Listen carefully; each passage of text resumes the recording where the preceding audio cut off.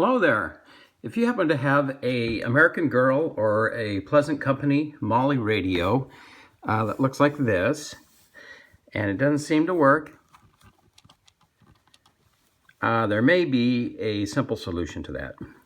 Put the batteries in it. No, I'm kidding. There's already batteries in there.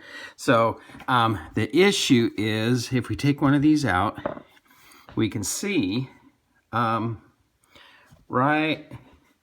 here, there's a piece of plastic. It was put in there during manufacture to hold this plate in, and it sticks down too far into the cavity, and it does not allow the battery terminal to contact the contact at the top here. Now, the newer batteries have a shorter top post, and so the older batteries would fit and make contact, but these newer ones do not. So we have to slightly modify this in order to make this contact. So here's an example of one that I've seen, came across, and you can see it actually has already been, if you look closely, that's been modified already. So that's been shaved down. I'll show you this one again.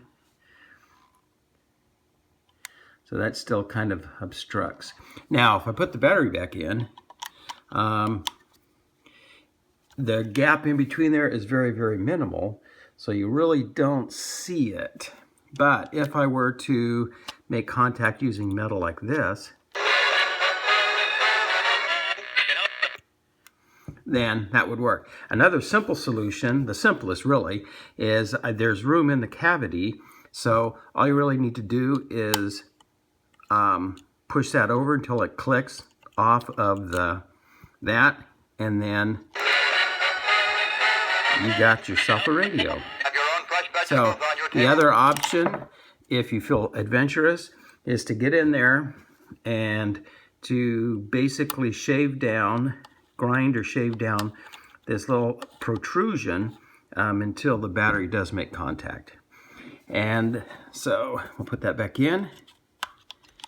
Make sure it's over, and there you go. Happy listening.